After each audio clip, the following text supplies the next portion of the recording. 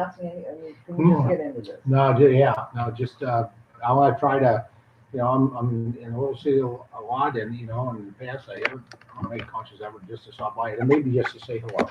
It's whatever. If you all, when I stop, want to talk about something, it's great. But just now, I'm always trying to be available. So. Are you on already?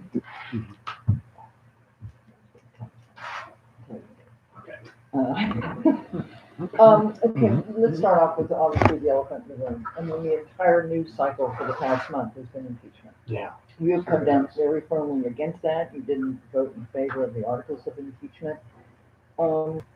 Do you agree that some of the Republican senators, though, have said, look, what he did was wrong, but it does not rise to the impeachment level? Do you think what he did was wrong? Well, I think what the president did was very different from what any chief executive, at least in my lifetime, that I'm aware of. I mean, his style, his boldness. Let me put it that way: being bold to benefit the country is pretty remarkable compared to any past leaders of either party that we've had. Now, I don't think that's right or wrong. It's just different, and it certainly is measured differently. Has he done things that? Yeah. And let me also say, I think he, in my opinion, he's bold because he cares about the country. It's not about personal for him. I mean, he has no personal benefit to be had. He's one of the most successful people in a personal life that you could ever have. And certainly with the outcomes that this country has been experiencing, the positive things, both domestically and from a foreign perspective, one of the most successful presidents we've ever had. So I don't think there's either a need for a motivation to be bold to fulfill his own personal needs. It really is about what the country is, and I know that's different and makes some people uncomfortable. Certainly, he says things that I would never say. Like, for example. Oh, just it's pretty creative name calling. Yeah, It's a good way. Yeah, I mean, it just. But we're all products of our life experiences. I think that his life experience growing up in New York City, I'm told by other folks who have lived in the city or worked there or spending time there that it's pretty consistent with what they saw there of other folks that are from New York City. Yeah, I mean, I think most politicians would have thought twice about asking about known corruption and specifically what was coming out regarding the Bidens and corruption within Ukraine. I mean, I think probably most politicians, certainly past presidents, would have walked on eggshells. They would have skipped right around that. But the president raised the question about, was there corruption here? Did we have a sitting vice president that called in personal favors, for his son? Were family members directly benefited by foreign nationals and was there actions by a former sitting vice president, to try to cover up and make things go away? And you don't think that any of the testimony that was offered proved that or offered a proof of that? No, there was nothing that was offered that raised to the level of high crimes and misdemeanors. I mean, we can't make up rules as we go along. That's the importance of being a constitutional republic. We have a baseline that we follow, and he has done nothing to that rose to the level of high crimes and misdemeanors. Plus, I think, when you look at it, I mean, the people that are involved here are very actively involved at the cutting edge, pushing this, Adam Schiff and Maxine Waters and Jerry Nadler and others. I mean, they've been talking about impeaching this president from the day he was inaugurated, long before any meetings or phone calls regarding Ukraine happened. So it's almost like they were looking for, they're just looking for a reason to impeach him from the beginning. Let me ask you this. Even though the votes went along partisan lines, were there any of your Democratic colleagues who perhaps privately told you, I really don't think any of this stuff raises to the level, as you say, high crimes and misdemeanors? Well, yeah. In fact, the only partisanship in the whole process, in fact, we did have Democrats vote with us against articles of impeachment. So we had not many, but we had a few. We actually one that was pushed to the point, and he was a lifetime Democrat. I mean, he had served as, I think a mayor, certainly in the New Jersey Assembly, which really our house, yeah, Jeff Van Drew, a great guy. I worked with Jeff. He's a member of the Problem Solvers Caucus, and we've talked about that extensively in the past. And Jeff said it best when he said, he didn't leave his party. Now, he, as you know, he switched and became a Republican, but he didn't leave his party left him. And a lot of it was sort of this fervor, of, a kind of political sham, I think it is how perhaps it was described regarding impeachment. Well, what about the testimony? Trial is always based on testimony and evidence. It sure is. And What the is trial takes place in the House Constitution. The whole the grand jury inquiry, I guess if you related this to a grand jury, the testimony, the subpoenas, the vetting of witnesses, the taking of depositions by both sides, that all occurs in the House of Representatives. The Democratic leadership failed in this process. And then they expected the Senate, when the Senate pretty much just hears closing arguments and has the evidence presented to them that's been brought forward out of the House. So the Senate's role is just to listen to the House's case and then vote.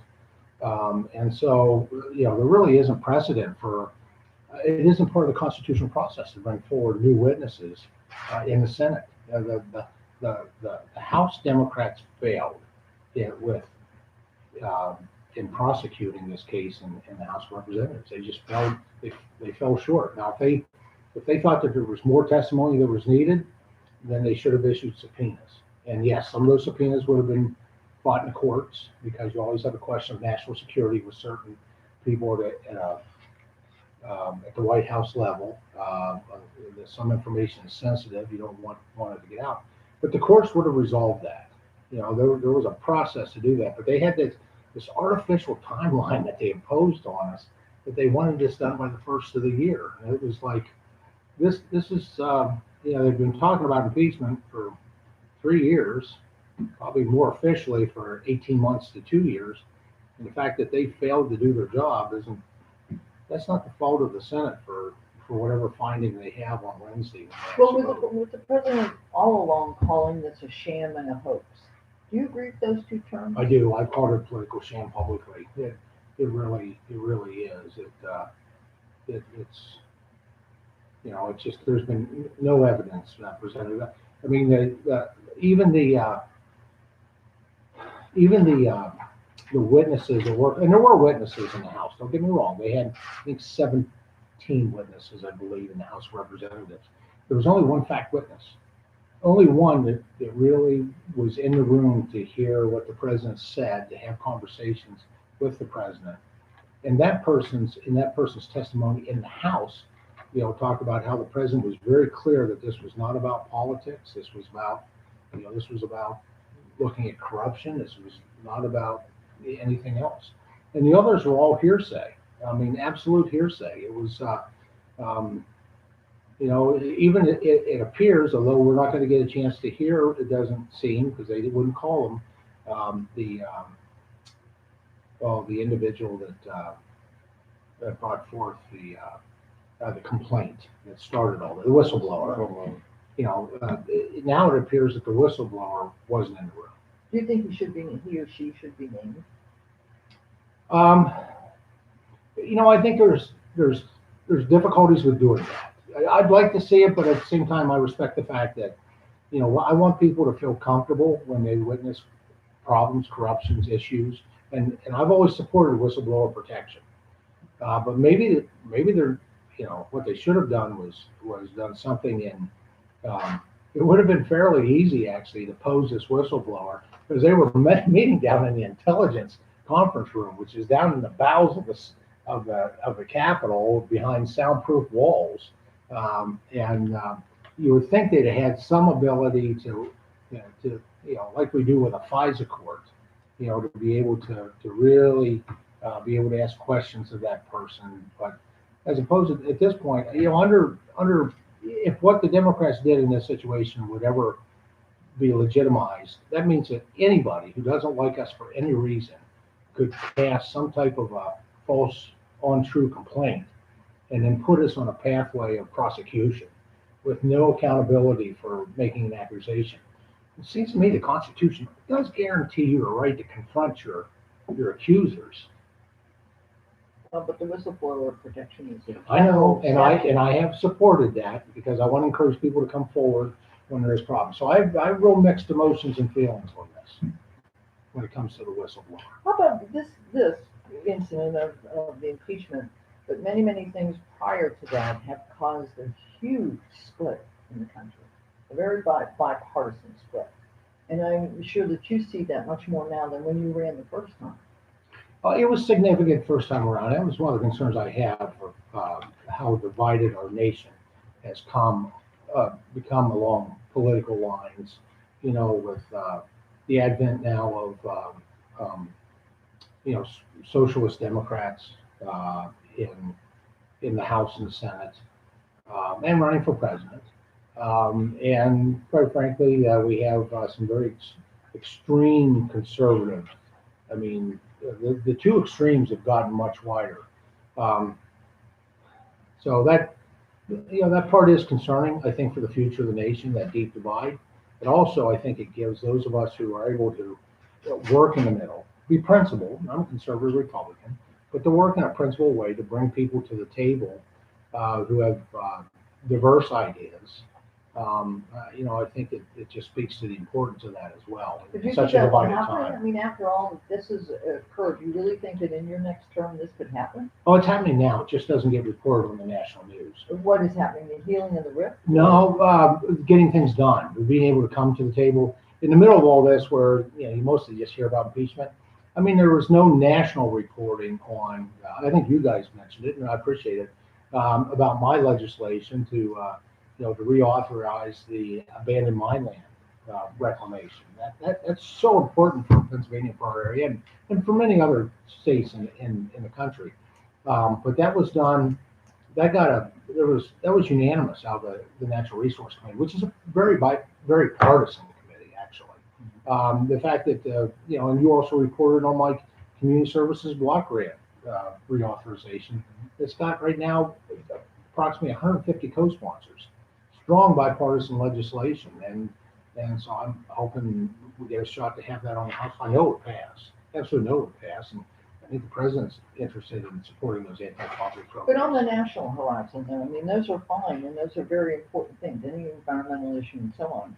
But nothing has been done on any kind of national health care policy. All we do is reject everything. Yeah. What about those issues that are nationwide? No, I agree. Unfortunately, part of this impeachment has really impaired our ability to deal with some of those issues. We have some bipartisan bills that would deal with surprise billing, which is a huge issue in healthcare. Where you use you think you have healthcare benefits, you use it, only to find out that you're out of network, and then you wind up with huge out-of-pocket payments. It's a big problem that permeates all over the country, and we actually have solutions on that we could deal with.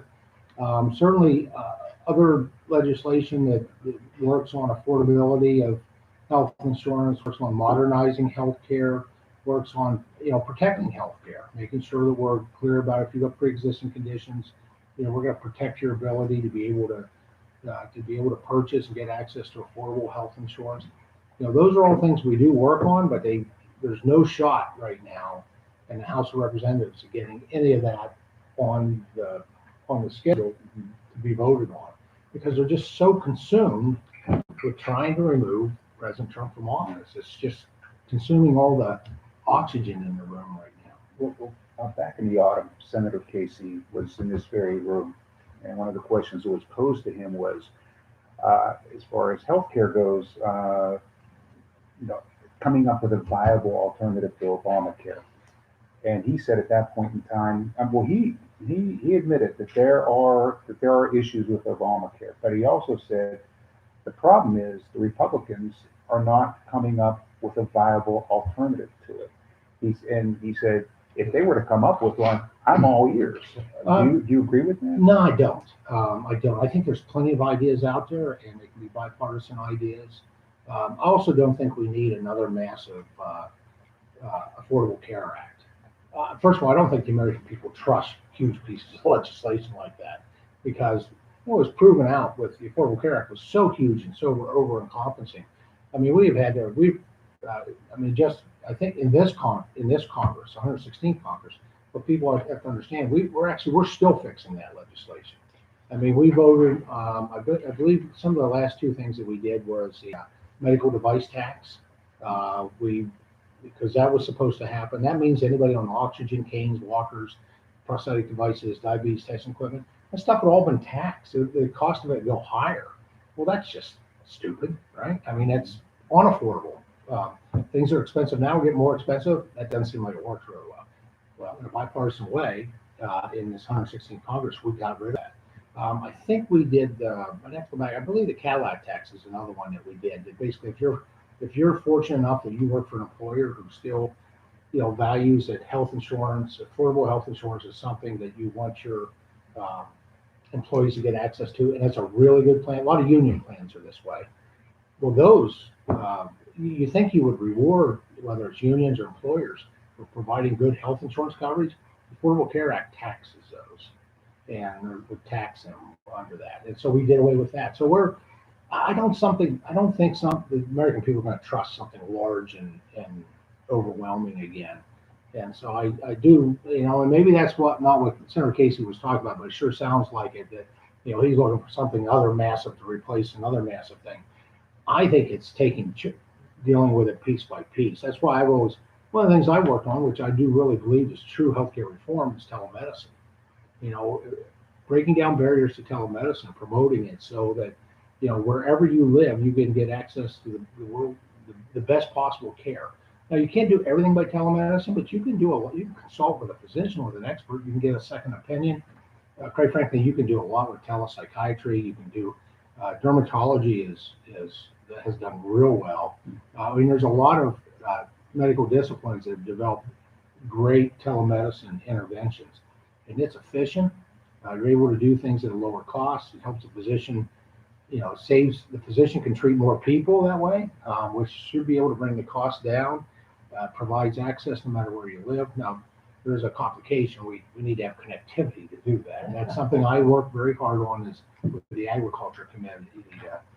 My dream, my goal is 5G for everyone. I remember when we first ran, you were telemedicine was very important because of your son. It is, and that's how I got started. Yeah, we mutual experience of having kids that have served this nation and got involved with connectivity there, and actually had success under President Obama. He signed my bill as a part of a National Defense Authorization Act. It's called the STEP Act, and then I had this. What I did for active duty military and reserve and guard there, then under President Trump and I did the Vets Act, which does the same thing for 21 million veterans. Really expands the capability of telemedicine under the VA. So we've got a couple of pretty good successful telemedicine bills by two different presidents, different parties, and now I'm just looking at the rest of us. I'd like to be able to do the same thing so that everyone else, all the others. So that's about 22 million Americans that served. There's a whole bunch of us that could use that same benefit of expanding that platform, that access under telemedicine. Well, let's completely veer off that for a minute because the Iowa caucuses are today. Yeah. Who do you think will face President Trump?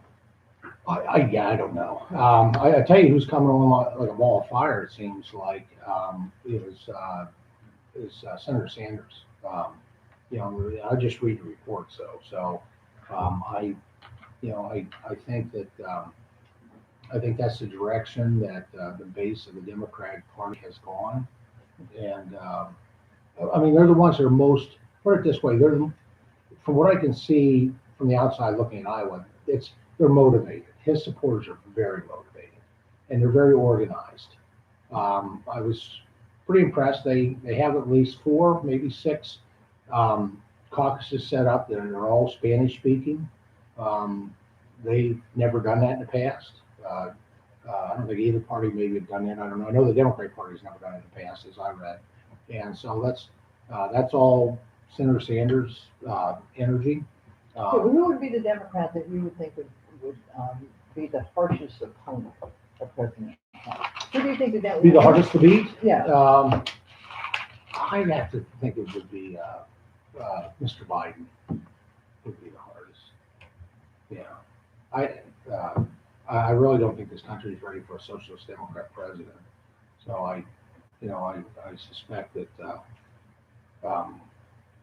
that perhaps the senator who's doing so well may be the easiest one to he or Mrs. Warren would be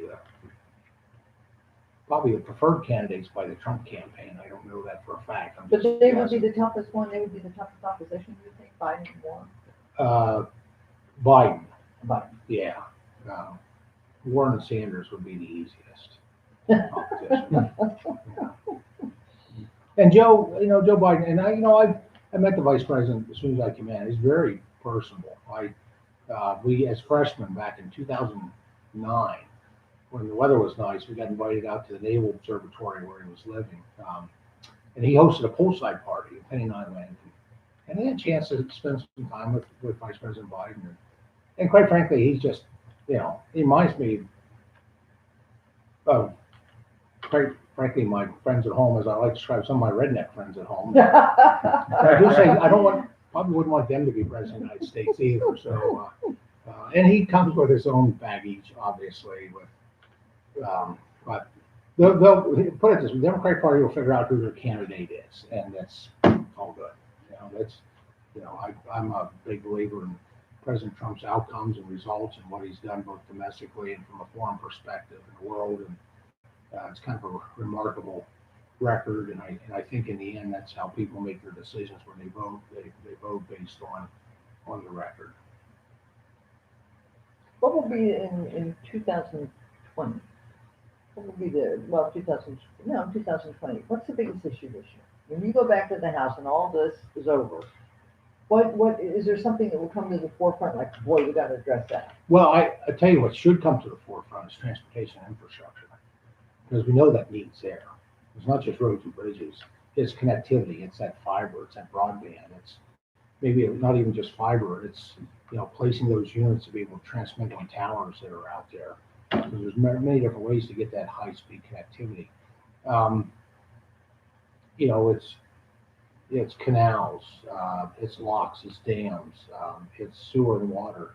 I mean, we know where the investment needs to be.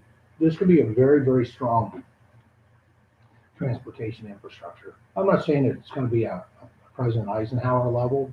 That would be remarkable, but it would be significant. And I think that we have a president he's a builder, so I know he'd want to do it. My first meeting I was ever invited to the West Wing happened in January of 2017, and I got invited. In fact, when my staff told me I was invited to have lunch over the White House, I told them to double check because there's 3 Thompsons. They had to have the wrong one. I'd never been invited there before, but it was to sit down in a small, really intimate discussion on transportation. And even back then, they were discussing about how they needed a title and a transportation bill that was on permitting, because the average federal project takes 10 years to permit. Now it's less now under President Trump, but 10 years. I mean, projects, costs escalate, people move on, so we weren't getting anything done. Another chapter that or title within what they were proposing, I was very excited about, was a set aside for rural America. Because in rural America, we're not blessed with a whole host of a team or an army of professional grant writers. And so to have some set aside specifically to make sure that rural America was going to get its share of transportation. Are you talking about money set aside or expertise? Talk about money. And so this was what President Trump was talking about back his very first year in office. And I was honored to be invited literally to that table to give my input. And so I think that's it's certainly something to do. I mean, there's a lot of things that we should be doing. We need to be, we still have workforce issues. As much progress that we've made with, with my leadership on career and technical education, those advancements we've made, the investments that we have available now, there's more to do. I mean, I have a number of apprenticeship type bills that are bipartisan that would really help open the pathway up for individuals.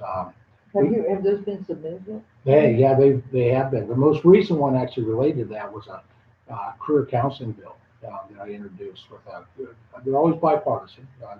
Work hard to find a Democrat to work with, and we've built bipartisan sponsorship. This one really is about kind of reinvigorating the career counseling profession so that they're equipped to be able to meet the needs of our youth. I'm a firm believer that life success doesn't necessarily have to come through the halls of a four-year college. Mhm. Real supportive of higher education, but there's many different pathways to success. So this bill actually is to modernize our career counselors. But I've got bills that we got a pilot program that we want to do on cybersecurity. It's career and technical education. Not everybody needs to have a four-year degree to be a technician to help us deal with protecting personal identity, intellectual property, people hacking into our systems, whether they're personal or at work. We've got a bill that really establishes what is sort of similar to a health savings account, but it's an education savings account. That people can set these up so that at any point in your life, if you find you need to go back and just get a certification or a little bit of training, you've been able to put money back, get some preferred tax treatment on it, avoid paying some taxes on it, and be able to use that to invest in yourself. And it might be a matter of getting a better job, or maybe your business you're working for, technology changed, and you don't have the skill set, so you may lose your job. This would be an opportunity to use some of those resources, be able to get some of that skills-based education, as I like to call it.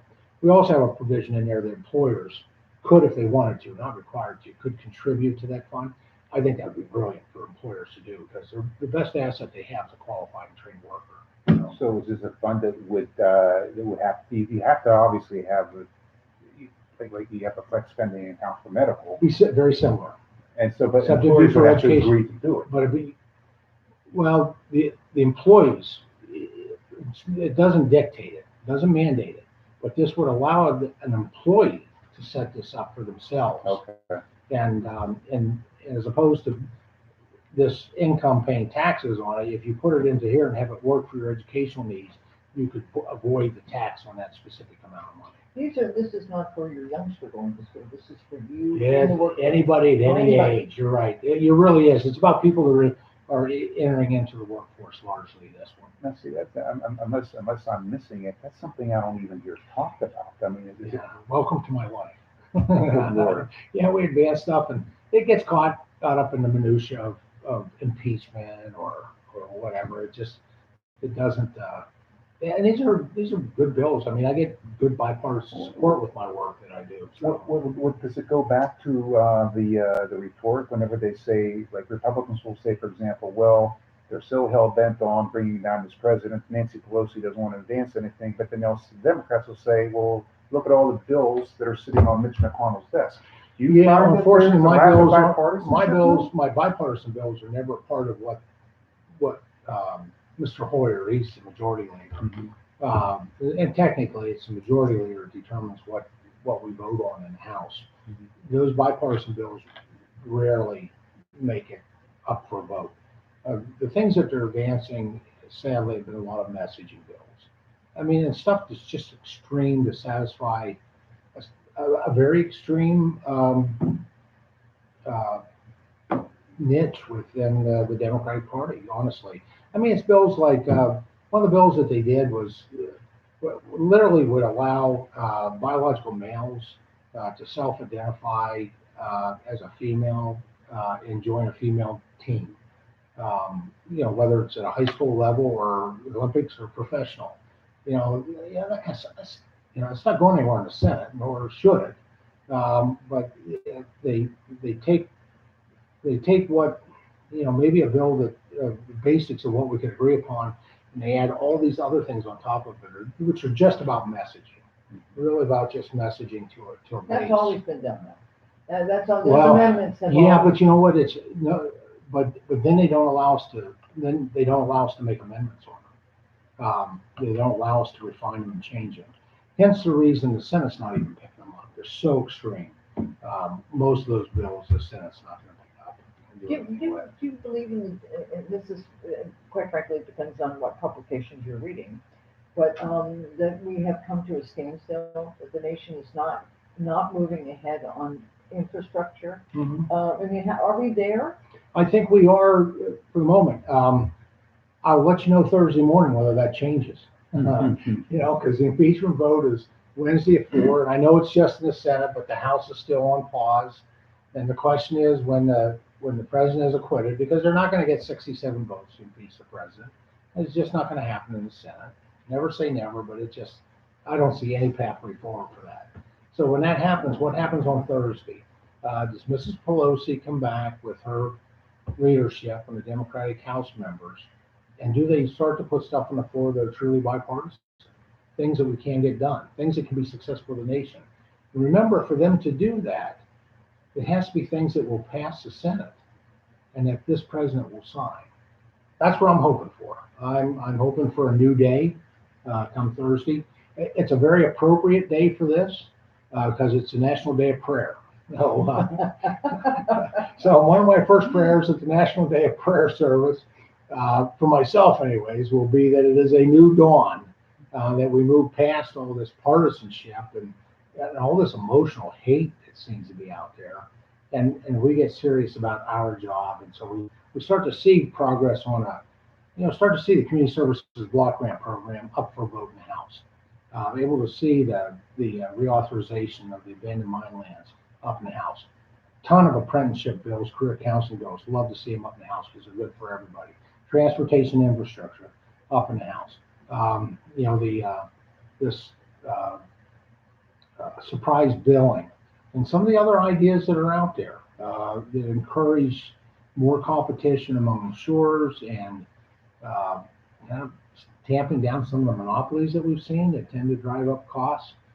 There's certainly things we could do. That's what I'm hoping for. That's the new dawn I'm looking for starting Thursday morning. Or they may come back and introduce new articles of impeachment. I don't know what they're going to do. Do you worry that in 2020, I guess in this new year, that this may not occur though, that this could just simply keep stalling and stalling and stalling? That's totally up to Mrs. Pelosi. What about what if the Democrats in 2020 don't take over the House? Well, they have the House, but if they keep the House, what if they help the Senate? Well, then they're going to do what they do, and my guess is they're going to continue to. If President Trump's in office, they're going to continue to attack him. I guess I don't know. I don't know. That would be the. I actually think we're going to take back the House based on what I hear, and so just a simple math. You look at the numbers that we need to take the majority, and you look at the number of Democrats that are sitting in seats that President Trump won, and he's on the ballot again this year. Will his coattails work? Oh yeah, very much so. He's more popular than ever. And of course, our area is one of those areas that helped put him over the top in Pennsylvania. Put him into the White House with the Electoral College. Yeah, he set a record Electoral College votes. I think he sets a new record. Do you think Pennsylvania will go for him again? I think so. Yeah, I know in our area he's. I've had people come up to me that said, I didn't vote for President Trump when he was on the ballot last time. I mean, I just didn't care for him, and they were pretty negative about him, as he first got started. But it's now 3 years later, and they surprise me. They tell me, and they feel compelled to review their history of not supporting him, but they say I'm voting for him this time because he made promises, he actually fulfilled promises, and we're seeing the benefits in our communities. So. Well, would you agree that these bipartisan bills that made it to his desk and did pass were pretty much the result of the work of Democrats and Republicans working together, or of course President Trump? He likes to take the credit for it, but now you got Nancy Pelosi coming out saying, no, it wasn't President Trump, it was all the work of the Democrats. Yeah, it was you, which is unfortunate because it was Republicans and Democrats working together that made it happen.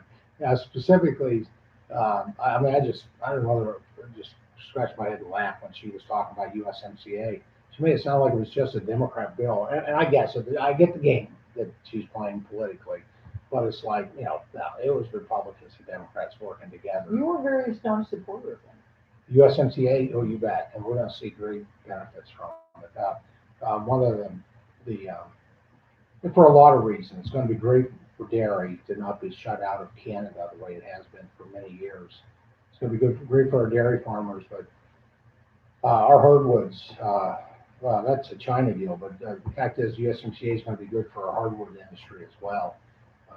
And manufacturing and taking those first baby steps towards protecting intellectual property, which is a real problem with, um, again, that's on the China side. I mean, the 1-2 punch of USMCA, the United States, Mexico, Canada trade agreement, and China phase one, that's huge. And I love the fact the administration has pivoted right away to European Union. I'm guessing we'll do something with the UK first, since they officially split from the European Union.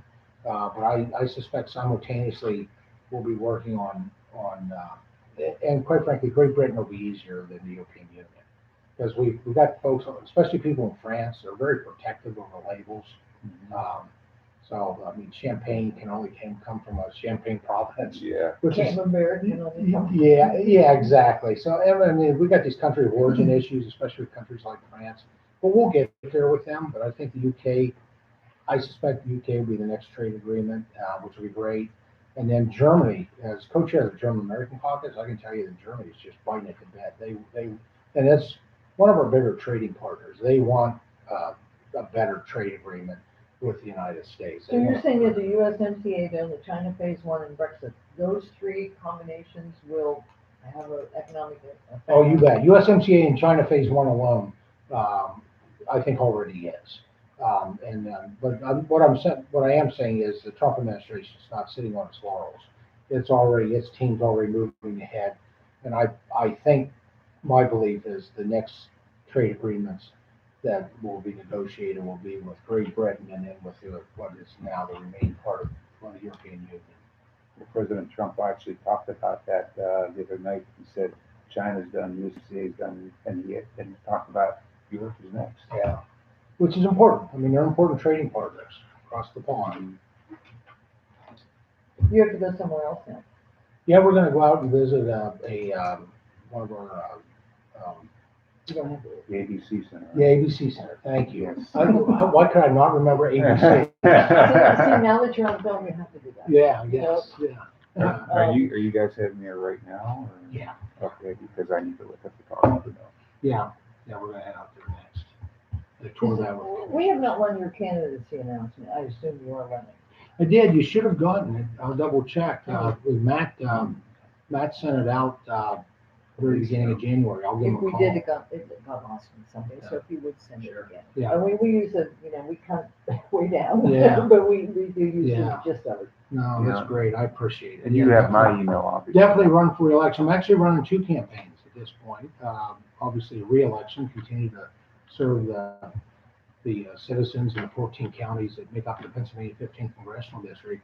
But I'm also running a separate campaign to make modern history, to be the first member of Congress from Pennsylvania of either party in modern history to chair the full Agriculture Committee. And the Agriculture Committee is more than what we put on our plate, which is so important. It's rural broadband, it's rural infrastructure, rural education, rural healthcare, invasive species, forestry, conservation, it's clean water. It's Penn State Land Grant University, authorized through the Farm Bill and the Agriculture Committee. And so I don't have many things on my bucket list outside of doing my best for the people I serve each and every day, but I wouldn't mind being a chairman of the full House Agriculture Committee in the next Congress.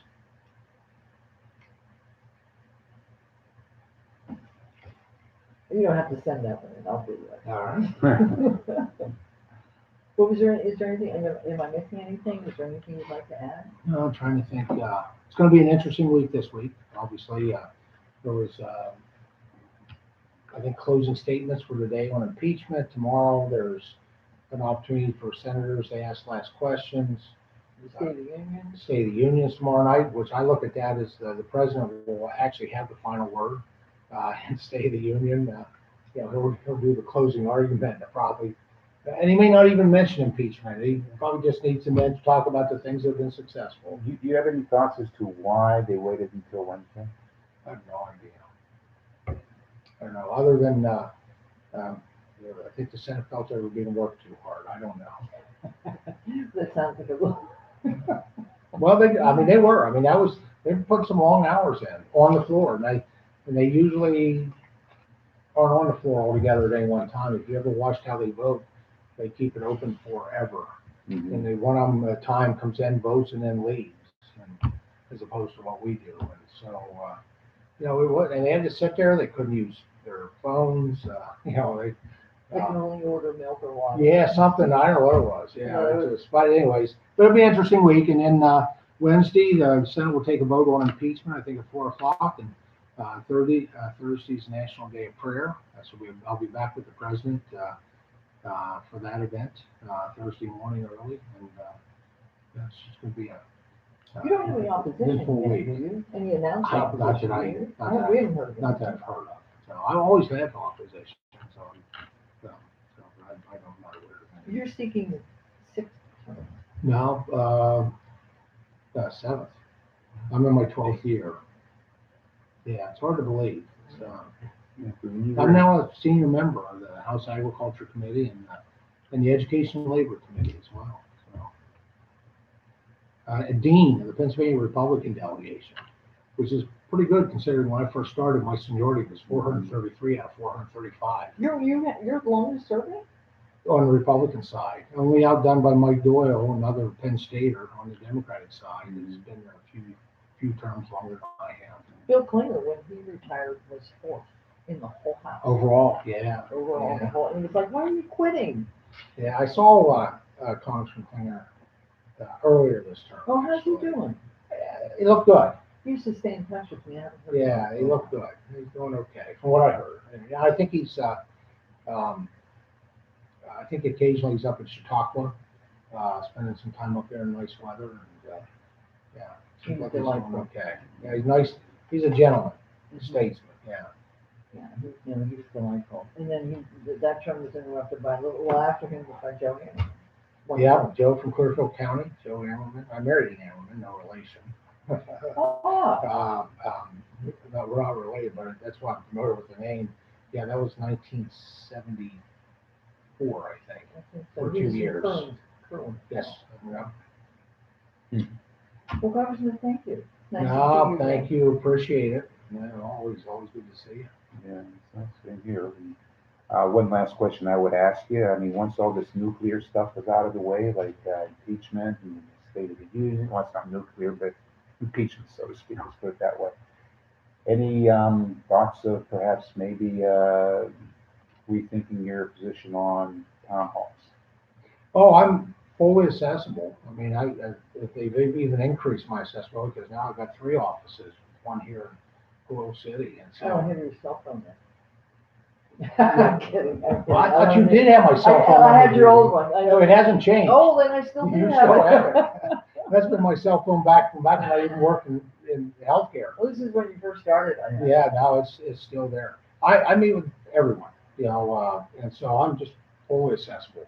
We were having that conversation today. I sat down with 4 very nice ladies at the office on Elm Street, and my office, and we talked for a little over an hour, we talked about a lot of issues, and what their opinions were, and their thoughts, and if those things we were talking about afterwards, if they'd been in a town hall, they'd been lucky to get one question in. I like to get people that undivided attention, and so I do go out of my way. If someone truly is motivated and wants to talk, I'll meet with them. It could be individually, or like with these ladies, it was a group of 4 or 5 that I sat down with. As long as everybody can get at the table, we could probably accommodate more than that at a board table. But I think last year, from what I saw, because staff were playing around with some statistics in January, I think I had 1,000 different meetings with constituents, and some of those were individual, some of those were large groups. Some of them was like we did, and we just put out a public notice, and people could come that wanted to. That were down at Reno, at the country club. I did that one on the campaign side, so I even picked up the bill for lunch. We don't always do that, and I can't do that on the official side, so that's why I run those that way, so I can pick up that fee. But I've had lunch meetings recently. We had 40 people in Forest County come out. Kind of a snowy, icy Saturday My goal is to be accessible, and I lay out the terms to do that, but it's very accommodating for people that want to meet and talk. You're probably doing one meeting to run that and put yourself in that. No, a lot of people have. Well, thank you very much. No, my pleasure. Thank you. It's always It's always good to see you You too. too. Thanks, sir. Thank you very much. It's a nice day. Look at this February day. Compared to yesterday in Punxsutawney, Oh, yes. it was just blinding snow yesterday. Did you go to